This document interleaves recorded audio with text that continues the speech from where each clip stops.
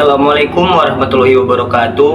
Perkenalkan, nama saya Kakarius Herman. Saya dari program studi ilmu hukum Fakultas Hukum Universitas Asahan. Dan di sini saya akan menjelaskan atau memaparkan materi tentang digital society, yaitu tentang komunikasi digital. Nah, tanpa basa-basi lanjut saja ke set pertama, yaitu ada landasan teori. Komunikasi digital merujuk pada pertukaran informasi, pesan, atau data melalui teknologi digital seperti komputer, internet, perangkat mobile, atau platform elektronik lainnya.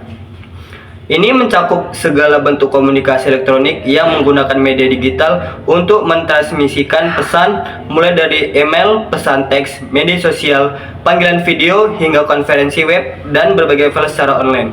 Komunikasi digital memungkinkan orang untuk terhubung secara cepat dan efisien tanpa batasan geografis, memfasilitasi kolaborasi interaksi sosial, pertukaran informasi, dan aktivitas komunikasi lainnya dalam lingkungan digital.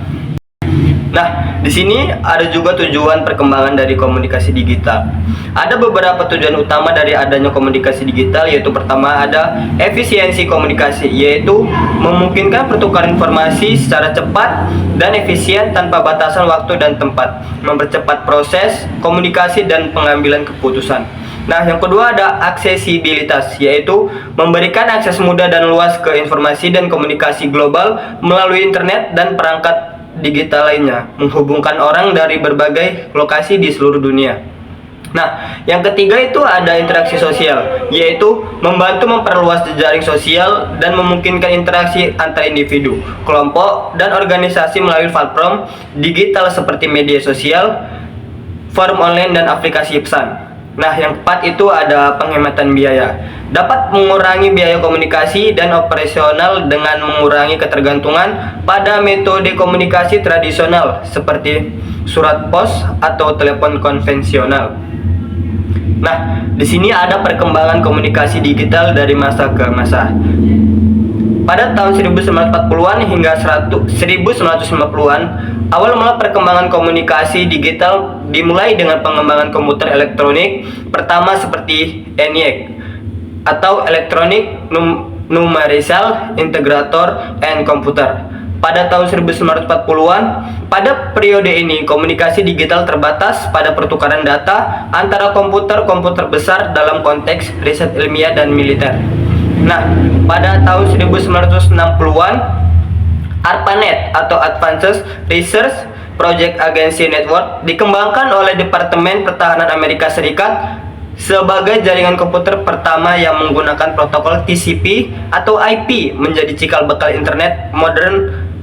ARPANET memungkinkan pertukaran data antar beberapa komputer di berbagai lokasi. Nah, lanjut, di tahun 1970-an hingga tahun 1980-an, selama periode ini, internet berkembang secara signifikan dengan munculnya protokol TCP atau IP yang diperkenalkan pada tahun 1970-an. Pengembangan standar komunikasi seperti email juga menjadi lebih populer, memungkinkan pengiriman pesan secara digital. Nah, pada tahun 1990-an, World Wide Web atau WWW menjadi publik yang merupakan inovasi besar dalam komunikasi digital. HTTP atau Hypertext Transfer Protocol dan HTML atau Hypertext Markup Language diperkenalkan, memungkinkan pengguna untuk mengakses dan berbagi informasi secara online melalui browser web. Nah, tahun 2000-an hingga saat ini, perkembangan teknologi internet terus berlanjut dengan cepat. Pada awal 2000-an, media sosial mulai muncul dengan situs seperti Friendster tahun 2002 atau MySpace 2003 dan Facebook 2004. Selain itu, perkembangan teknologi mobil seperti smartphone dan aplikasi mobil telah mengubah cara kita berkomunikasi digital. Nah, itu tadi adalah perkembangan komunikasi digital dari masa ke masa. Nah, lanjut di sini ada dampak dari kemajuan komunikasi digital. Nah, dimulai dengan dampak positif. Kemajuan dalam komunikasi digital telah membawa banyak dampak positif dalam berbagai aspek kehidupan. Berikut adalah beberapa dampak positif dari kemajuan komunikasi digital. Nah, Yang pertama ada konektivitas global. Memungkinkan kita untuk terhubung dengan orang dari seluruh dunia secara cepat dan mudah, memperluas jangkauan interaksi sosial dan kolaborasi. Nah, kedua ada efisiensi komunikasi.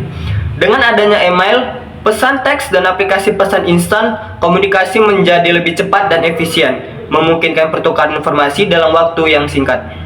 Ketiga ada kemudahan berbelanja dan transaksi online atau e-commerce, memungkinkan konsumen untuk berbelanja secara online dengan mudah dan nyaman.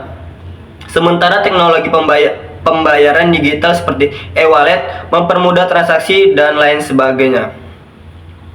Dan di sini ada juga dampak positif dari kemajuan komunikasi digital. Meskipun komunikasi digital memberikan banyak manfaat, ada juga beberapa dampak buruk yang perlu diperhatikan. Yaitu pertama ada keamanan dan privasi.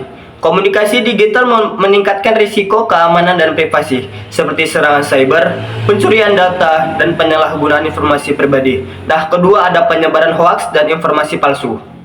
Platform komunikasi digital juga dapat menjadi sarana penyebaran hoaks, informasi palsu, atau propaganda yang dapat mempengaruhi opini publik dan menciptakan kebingungan. Nah, ketiga ada risiko kesehatan fisik. Penggunaan berlebihan dari perangkat digital seperti smartphone dapat mengakibatkan masalah kesehatan fisik seperti gangguan tidur, ketegangan otot leher, dan gangguan penglihatan. Nah, itu tadi adalah dampak negatif dari kemajuan komunikasi digital.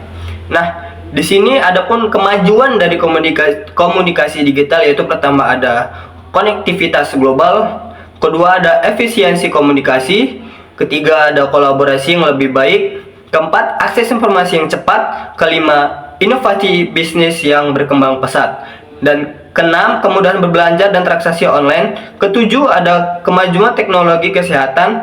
Delapan, pengembangan karir. Dan kesembilan, yaitu kemajuan pendidikan. Nah, itu tadi adalah kemajuan dari komunikasi digital.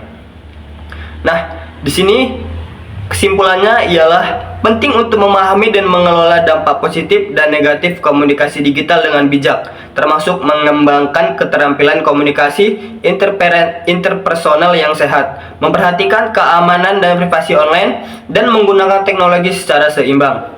Dengan memahami esensi dan dampak komunikasi digital, kita dapat menggunakan teknologi ini secara efektif untuk meningkatkan komunikasi, kolaborasi, dan kualitas hidup kita, sambil tetap memperhatikan tantangan dan risiko yang mungkin muncul. Nah, sekian pemaparan dari saya tentang komunikasi digital. Kurang lebih saya mohon maaf, saya akhiri. Wassalamualaikum warahmatullahi wabarakatuh.